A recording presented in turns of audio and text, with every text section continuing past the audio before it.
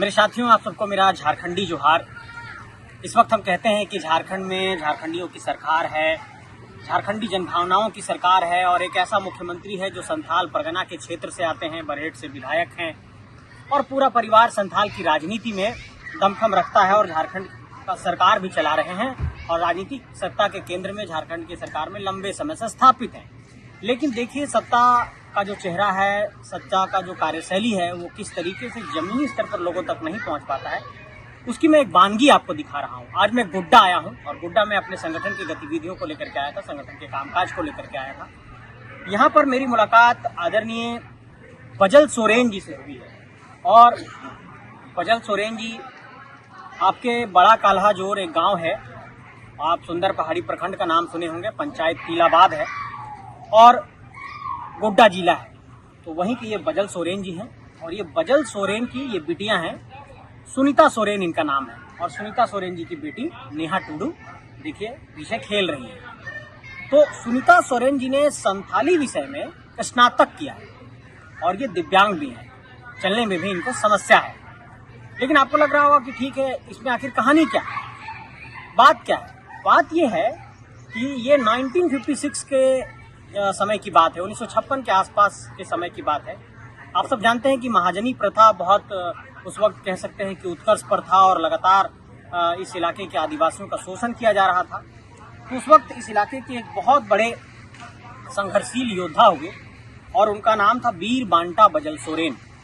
तो चूंकि संथाली परंपरा में ये है कि पीढ़ी दर पीढ़ी नाम रखा जाता है, तो वीर बांटा बजल सोरेन जी जो थे ये सुनीता जी के परदादा थे और चूंकि आज इनका नाम खुद बजल सोरेन रखा गया है, तो संथाली में ये परंपरा है कि अपने पूर्वजों का नाम जो है अपने फिर आगे वाली पीढ़ी में हम लोग रखते हैं। तो मेरा अब सरकार के लोगों से ये कहना है कि झारखंड की एक बेटी जो संथाली में स्नातक की हुई है, और संथाली तो 8वीं अनुसूची की एक भाषा है जिसको संविधान के 8वीं अनुसूची में शामिल किया गया है।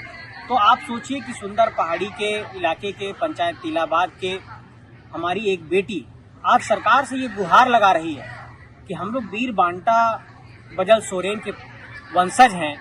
हमारा इतना बड़ा क्रांतिकारियों का एक परिवार रहा है जिन्होंने लड़ाई लड़ी और आज जब झारखंड निर्माण हो गया तो एक दिव्यांग बेटी एक अदद नौकरी के लिए तरस रही है, ना इनको एक नौकरी मिलती है, स्नातक की हुई है संथाली में, उसके बावजूद भी सरकार का कोई ध्यान नहीं है।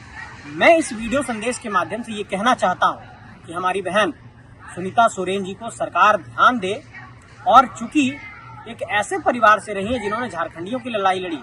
और वीर बांटा बजल सोरेन जी की कहानी ये है कि 1956 में जब उन्होंने ये आंदोलन की शुरुआत की तो जब उनको पुलिस जेल लेकर के चले गए तो उनको फांसी देना था। तो 1956 के आसपास की ये बात है। तो पुलिस जब जेल लेकर के गए तो उनको फांसी नहीं दिया गया, क्या दिया गया, उनकी डेथ कैसे हुई, इसका कोई रिकॉर्ड और प्रमाण जो है अब तक नहीं मिल पाया है। लेकिन सरकार के लोगों से मेरा एक निवेदन है कि जो हमारी सुंदर पहाड़ी की बहन है सुनीता सोरेन जी और उनके पिता बजल सोरेन जी, देखिए कि किस तरीके से लोग अपनी बात को सरकार तक पहुंचाना चाहते हैं। जब पता चला कि हम लोग यहाँ पर पहुंचे हैं तो दुकान से इन्होंने एक कॉपी खरीद करके लाए कि इस पर अपनी बात लिख करके देंगे। सवाल इस कॉपी का नहीं है, सवाल उस भावना का है कि लोग अपनी बात को पहुंचाने की कोशिश कर रहे हैं। कि कॉपी को खरीदना, कलम को खरीदना, अपनी बात लिखने की कोशिश करना और बात पहुंचाने की कोशिश करना, वास्तव में इस भावना को समझने की जरूरत है, इस इमोशन को।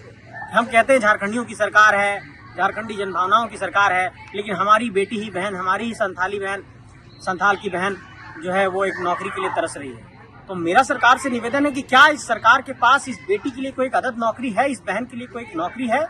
इन्होंने स्नातक किया है, दिव्यांग भी है, इनको आरक्षण का लाभ मिलना चाहिए और इनको हर तरह के आरक्षण का लाभ मिलेगा, एसटी कोटे का लाभ मिलेगा, दिव्यांग कोटे का लाभ मिलेगा। संथाली में इन्होंने किया है। आज देखिए, संथाली भाषा में कई तरह के कामकाज राष्ट्रीय स्तर पर भी कराए जा रहे हैं क्योंकि वो 8वीं अनुसूची की भाषा है। तो मुझे ऐसा लगता है कि सरकार को इस पहलू पर ध्यान देने की जरूरत है और वीर बांटा बजल सोरेन के जो हमारे वंशज हैं उनको सम्मान दिए जाने की जरूरत है। तो आज हम लोग इनको यहाँ पर सम्मानित भी करेंगे और इनकी समस्या को हम लोगों ने सुना है, लिखा है और हम लोग इनकी बातों को सरकार तक अब लिखित माध्यम में पहुँचाएंगे। इस बात को मैं आपको भरोसा दिला रहा हूँ। अब ये सरकार की जिम्मेवारी है, नौकरशाहों की जिम्मेवारी है कि इस मुद्दे को, इस पहलू को वो कितना गंभीरता से लेते हैं और इस समस्या का कितना समाधान करते हैं। आप सबको बहुत शुक्रिया। आज मुझे इस बात को आप लोगों के समक्ष इसलिए रखना पड़ा क्योंकि ऐसी बातों को जनता के पटल पर लाना जरूरी। ठीक है, हम लोग राजनीति सामाजिक कार्यकर्ता हैं, हम लोग जाएंगे, मीटिंग करेंगे, बैठक करेंगे, लेकिन हम लोगों का एक दायित्व तो बनता है कि जो ऐसी जन समस्याएं हैं उसको सार्वजनिक पटल पर हम लोग रखें, ताकि जो लोग गंभीर लोग हैं, जो लोग संज्ञान ले सकते हैं, वो इन पहलुओं पर विचार करें। तो आपका बहुत शुक्रिया, धन्यवाद, जोहार। हम लोग जरूर इस मुद्दे का समाधान करेंगे और सरकार तक इस बात को पहुंचाएंगे। मेरी ओर से आपको बहुत प्रणाम है कि आप एक ऐसे परिवार से हैं जिनका बहुत बड़ा इतिहास रहा है, तो मेरी बहन को भी प्रणाम है। ठीक है, हम लोग जरूर आपके लिए लड़ेंगे। बहुत शुक्रिया, धन्यवाद।